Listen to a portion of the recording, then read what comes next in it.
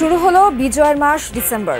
রক্তক্ষয়ী মুক্তিযুদ্ধে মেলে গৌরবদীপ্ত আত্মপরিচয়, দেশ বিনির্মাণে জাতীয় ঐক্যের তাগিদ। বৈষম্যহীন বাংলাদেশের ক্ষেত্রে ঐক্যের প্রধান শর্ত হচ্ছে বৈষম্যহীন রাজনীতি, মানে যে রাজনীতি বৈষম্যহীন বাংলাদেশের কথা বলে। নির্ধারিত সময়ের 1 দশক পরও কাজ শেষ হয়নি পূর্বাচল প্রকল্পের, নিশ্চিত করা যায়নি পানি ও পয়ঃনিষ্কাশন সহ প্রয়োজনীয় নাগরিক সুবিধা।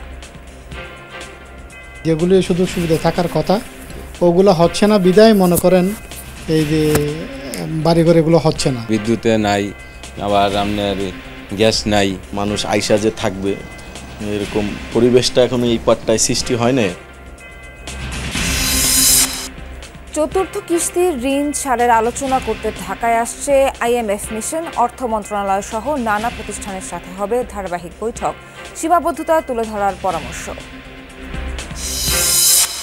কক্সবাজারের টেকনাফে বাবাকে না পেয়ে 14 বছরের ছেলেকে গ্রেফতারের ঘটনায় তীব্র প্রতিক্রিয়া। অস্ত্র দিয়ে ফাঁসানোর অভিযোগ অস্বীকার পুলিশের। প্রথমত খাটের থেকে তুলাই দিছে, মারে, তারপর নিয়ে গেছে। এরকম যাতে আল্লাহ হয় এরকম আমরা সুস্থ বিচার চাই। স্বীকার করছে যে তার বাবা তাকে এই অস্ত্র দিয়েছে, এই জন্য আমরা তাকে ওখানে আমরা ফোন থেকে ধরছি। কুমিল্লায় শিল্প কারখানায় বর্জ্য মিশ্রিত পানিতে দূষিত হচ্ছে পরিবেশ, প্রতিবেশ ছড়াচ্ছে নানা রোগ। একে অপরকে দুষছে ইপিজেড ও সিটি কর্পোরেশন। সেনাদের পিছু হটিয়ে আলেপ্পোর নিয়ন্ত্রণ নিয়েছে সিরিয়ার বিদ্রোহী গোষ্ঠী। 1.5 দশকের বহুমুখী গৃহযুদ্ধে জর্জরিত দেশটিতে চরম মানবিক সংকট।